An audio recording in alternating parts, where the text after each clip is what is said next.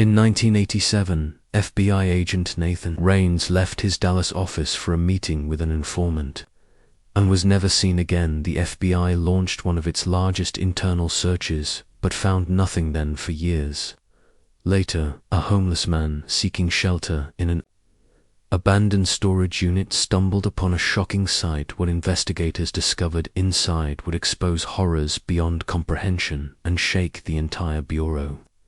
The fluorescent lights hummed overhead in the Dallas FBI field office as Special Agent Mark Callahan hunched over his desk, squinting at a case file through the steam rising from his coffee mug.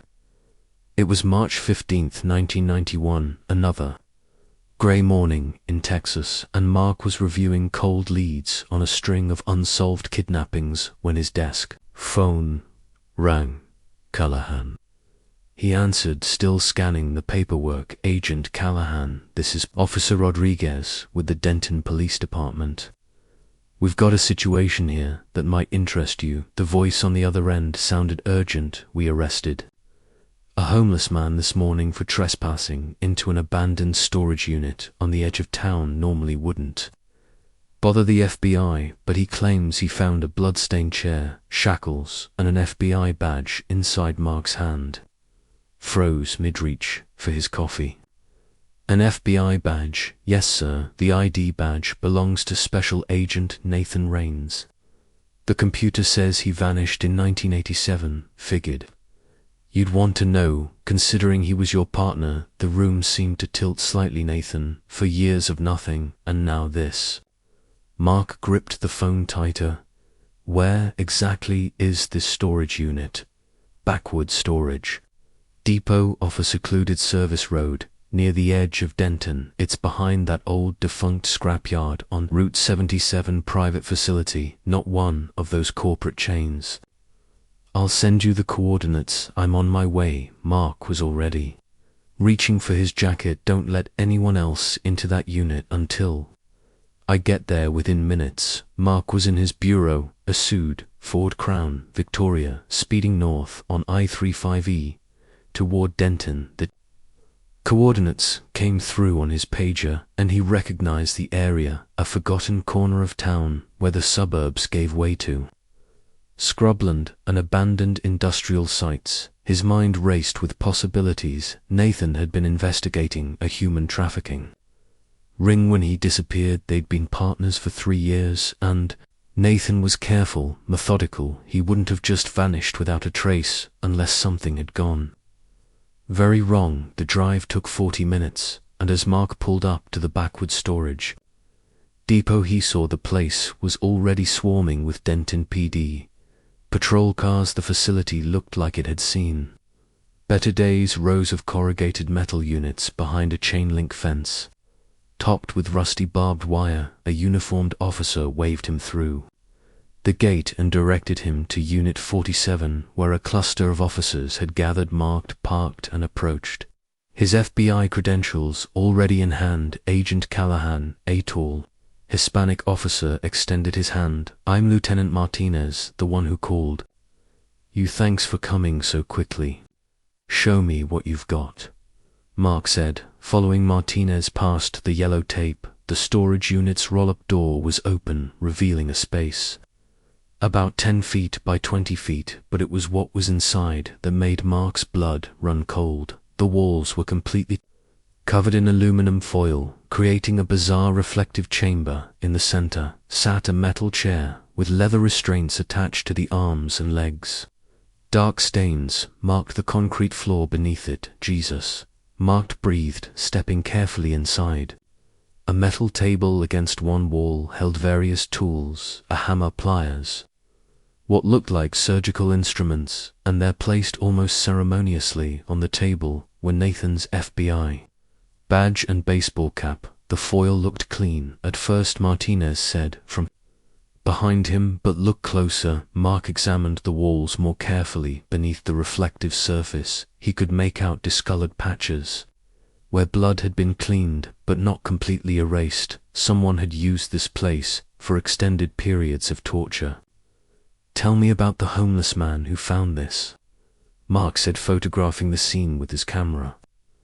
Jerome Miles came into the station around 7 this morning, scared out of his mind. Said he broke in, hoping to find stuff to sell, but when he saw all this, Martinez shook his head.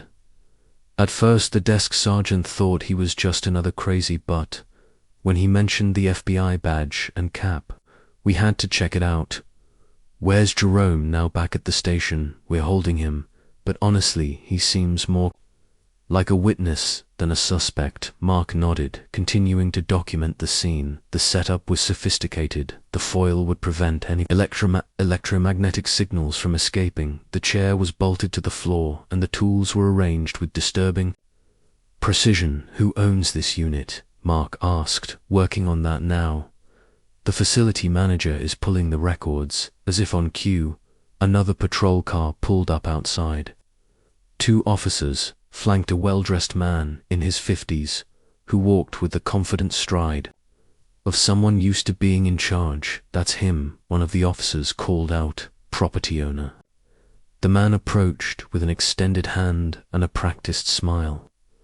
Clint Haraway, I understand there's been some trouble at one of my rental units. Martinez's demeanor shifted slightly. Mr. Haraway, I didn't realize you owned this facility. One of many properties. Clint said smoothly, I'm a real estate developer. This particular depot has been in my portfolio for about 8 years. He peered into the storage unit, and his face palled. My God, what is all this? Mark studied the man carefully. Clint Haraway looked genuinely shocked, but Mark had learnt long ago that appearances meant nothing. We found evidence of serious crimes here, Mr. Haraway. Mark said, I'm going to need information about who rented this unit. Of course. Clint pulled out a leather portfolio from his jacket. I always carry basic rental information with me. Let's see, unit 47. He flipped through several pages. Here it is. Leased to a Jonah Page, paid 5 years in advance, including an inflation adjustment. When was this? The lease started in 1988. He paid cash, which isn't unusual for these types of rentals. Can you describe Mr. Page? Clint furrowed his brow. It's been a few years, but white male, maybe 45-50, average height, brown hair. Going gray, kept to himself. I remember thinking he seemed nervous, but people renting storage units often are there, usually going through divorces or bankruptcies. Mark made notes. I'll need a complete list of everyone who's rented units here, especially this one. The detailed records are at my home office. Clint said, I'd be happy to retrieve them for you. I keep thorough documentation of all my off-market property rentals. Lieutenant Martinez stepped forward. Mr. Haraway is well known in Denton. He's a respected donor, supports the Police Benevolent Association, runs several charities. I just want to help however I can, Clint said. This is horrifying to think something like this was happening on my property. Mark made a decision. The forensics team can finish processing the scene, Mr. Haraway. I'll come with you to get those records. The sooner we have that information, the sooner we can find who's responsible. Of course, I live in Denton Hills, not far from here. You can follow me, or I'll ride with you. Mark said he wanted to keep the man in sight and get a better read on him as they walked to Mark's car. Clint continued talking. Agent Callahan, I want you to know I'll cooperate fully if someone used my property for whatever this is. I want them caught as much as you do. Mark nodded. Starting the engine, just lead the way. Mr. Haraway, as they pulled away from the storage facility, Mark caught a glimpse of the forensics van arriving in his rearview mirror. Whatever had happened in that foil-lined room, whatever had happened to Nathan, the answers might lie with the nervous real estate developer sitting beside him, or maybe Clint. Haraway was exactly what he appeared to be, an innocent property owner caught up in something terrible. Time would tell. The drive to Denton Hills took them through increasingly manicured streets, the modest homes near the storage facility giving way to sprawling lawns and gated driveways. After several moments driving, they reached Clint's suburban estate, a 2-story colonial with white columns and perfectly trimmed hedges that screamed Old Texas money. Mark parked his Crown Victoria on the circular driveway, noting the expensive landscaping and the three-car garage. Everything about the property suggested wealth and respectability. He followed Clint up the brick walkway to an imposing front door with leaded glass panels. "Please come in," Clint said, producing a keyring. "My office is just through here." The interior matched the exterior's promise: polished hardwood floors, crown molding, and tasteful artwork lining the walls. Clint led him through a spacious foyer and down a hallway to a ground-floor office. The room was all dark wood and leather, with floor-to-ceiling bookshelves and a massive mahogany desk. "The rental record should be in here somewhere," Clint said, moving to a tall filing cabinet behind the desk. "I keep everything organized by property and year." While Clint searched through the files, Mark's trained eyes swept the room, taking in details: legal books, real estate journals, various civic awards on the walls. But what caught his attention were the photographs, dozens of them, arranged on the desk and shelves. Each photo showed Clint smiling with groups of women and children. The settings varied, some outdoors, some in what looked like institutional hallways, but the pattern was consistent: different faces in every picture, mostly Hispanic or Asian features, and many of the subjects looked uncomfortable in front of the camera. Mark picked up one of the framed photos from the desk. "Quite a collection here." Clint looked up from the filing cabinet, his face brightening. "Oh, those there from the orphanage I sponsored down near the border house of Renewed Light. We try to give these kids a better life. You know, fresh start in America," he returned to his search, adding, "Some aren't used to smiling for pictures. Where they come from, cameras usually mean government documentation, deportation, that sort of thing." Mark examined the photo more closely. A small plaque on the building in the background confirmed the name House of Renewed Light. It looked legitimate enough. Clean facilities, the children appeared well fed, and Clint's presence suggested regular involvement rather than just check writing. "That's admirable," Mark said, setting the photo back carefully. "Not many people would take such a hands-on approach to charity work." "Well, I've been blessed in business," Clint replied, pulling out a thick ledger. "I believe in giving back these children. They've been through so much. If I can help even a few of them find proper homes, education, maybe even citizenship eventually, then it's worth it." He handed Mark the ledger, a leather-bound book with backward storage, depot rental agreements embossed on the cover. "This should have everything you need: complete rental history for all units, including Unit 47. I keep detailed records, names, addresses, payment methods, dates. The IRS appreciates thoroughness, and so do I." Mark accepted the ledger, feeling its weight. "Thank you, this will be very helpful. I just can't believe something like this happened at one of my properties," Clint said, shaking his head as he walked Mark back toward the front door. "That storage facility, it's not in the best part of town." "I know, but I try to maintain safe, clean spaces for people who need them. To think someone turned it into whatever that was." They reached the front entrance, and Clint opened the door for Mark. "Please, Agent Callahan, reach out to me anytime if you need anything else. My home number, my office, I'll make sure you have all my contact information. I want to cooperate fully with the police and FBI in this investigation." "I appreciate that, Mr. Hiroe," Mark said, tucking the ledger under his arm. "It's the least I can do," Clint replied, his expression grave. "If someone used my property to commit crimes, especially crimes involving a federal agent, I want them brought to justice. This kind of thing, it's not what Denton is about. We're a good community here."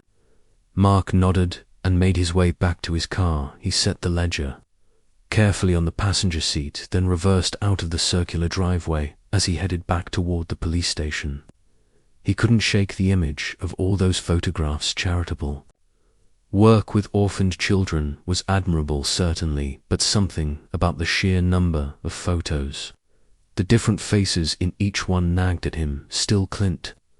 Haraway had been nothing but cooperative. The rental ledger would provide leads, and maybe they'd finally get some answers about what happened to Nathan. Mark pressed down on the accelerator, eager to dive into the records and see what Jonah Page, or whatever his real name was, might have left behind in the paper trail. Mark pulled into the Denton Police Department parking lot, the rental ledger still sitting on his passenger seat.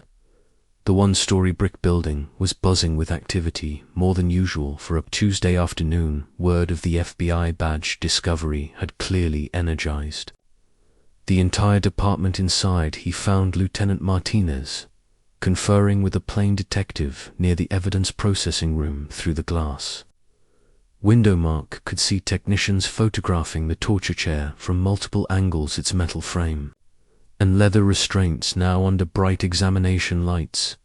Agent Callahan Martinez greeted him. "This is Detective Ray Sullivan.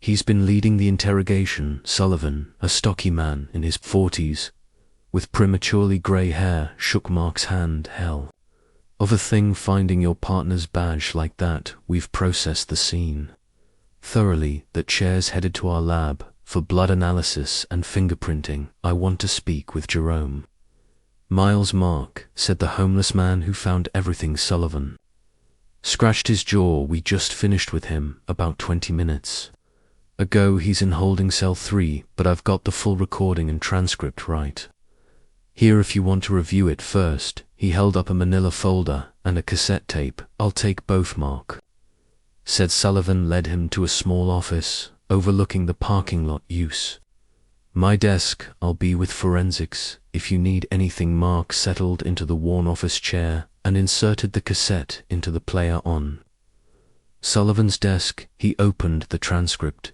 simultaneously following along as Jerome's nervous voice filled the room. The interview started with standard questions: name, age, how long he'd been on the streets. Jerome Miles, 53, homeless for 2 years after losing his job at the Peterbilt factory. His voice was raspy, probably from years of smoking, but his answers were coherent and detailed. "I usually stay around that area." Jerome's recorded voice said, "Move to different spots every week so the cops don't hassle me. Backward storage, the old scrapyard sometimes. The drainage tunnels when it's cold. Have you broken into storage units?" Before the interviewer asked. "Yeah. I ain't going to lie. Sometimes people leave good stuff. Sold a box of tools, once got enough for a week's food, but I never seen nothing like what was in that unit." Never. Mark followed along in the transcript, noting Jerome's consistency. Then came a question about security. "Were you aware of any surveillance cameras at the facility?" "Cameras? Nah. That place is usually dead. That's why I wait." "No, come to think of it, I did see something new last time.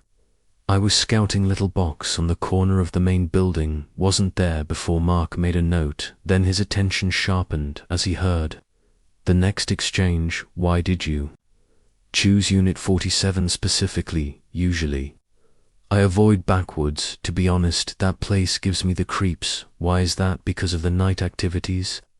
Seen it maybe 4 or 5 times over the months. Vans pulling up at 2 o'clock, 3 o'clock in the morning, groups getting out, women and kids mostly. They'd go into some units, stay for a bit, then leave. None of my business, but it made me nervous about hitting that place." Mark paused the tape and reread that section. Groups of women and children at night. His mind went back to all those photographs in Clint's office. He started the tape again. "Can you describe these groups?" "Dark. Couldn't see much, but definitely women and kids. Young ones, teenagers, maybe different groups each time they looked. I don't know, scared.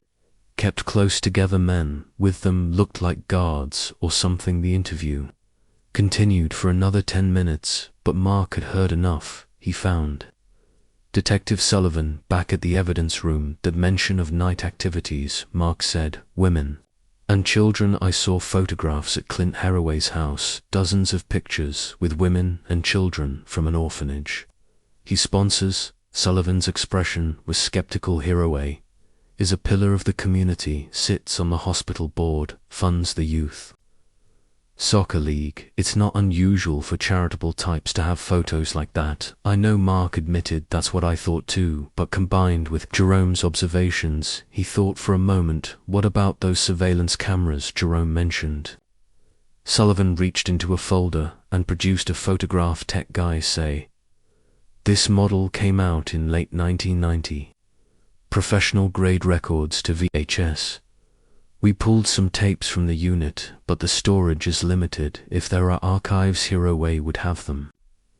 I need to talk to him about the surveillance permits and any archive footage. Mark decided. He picked up Sullivan's desk phone and dialed the number Clint had provided. After 6 rings, it went to an answering machine. He tried Clint's office number, with the same result. He just left there 40 minutes ago. Mark said, hanging up, I'm going to head back, see if he's home. We need those surveillance records. Want backup? Sullivan asked. No, I'm just gathering information, but I need you to dig into that torture.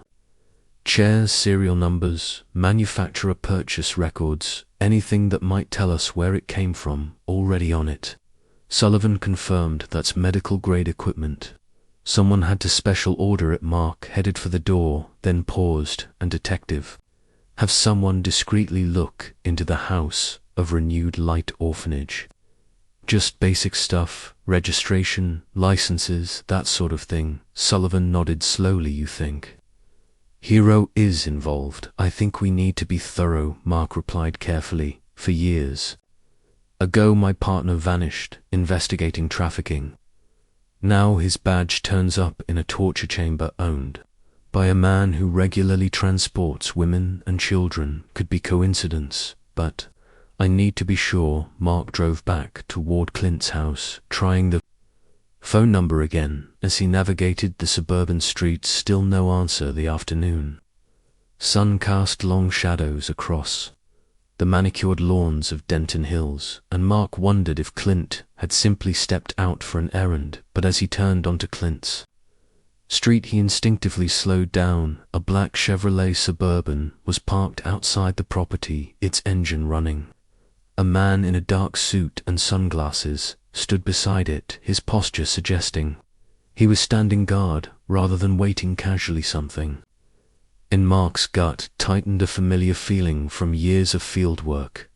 He pulled over about 100 yards away, parking behind a landscaping truck that gave him cover while maintaining a clear view of Clint's driveway. Through his windshield, he watched as Clint emerged from his house, accompanied by another man in dark glasses. Even from this distance, Mark could see the tension in their body language. Clint's usual smooth demeanor was replaced by sharp, agitated gestures. The other man stood rigid, his hands clasped in front of him like a soldier at ease. The conversation lasted less than 2 minutes. Clint reached into his jacket and produced a thick manila envelope sealed with what looked like packing tape. He handed it to the man, then gestured toward the wooded area behind his property, pointing emphatically as he spoke. The man in sunglasses nodded once, took the envelope, and walked briskly back to the SUV. Clint stood in his driveway,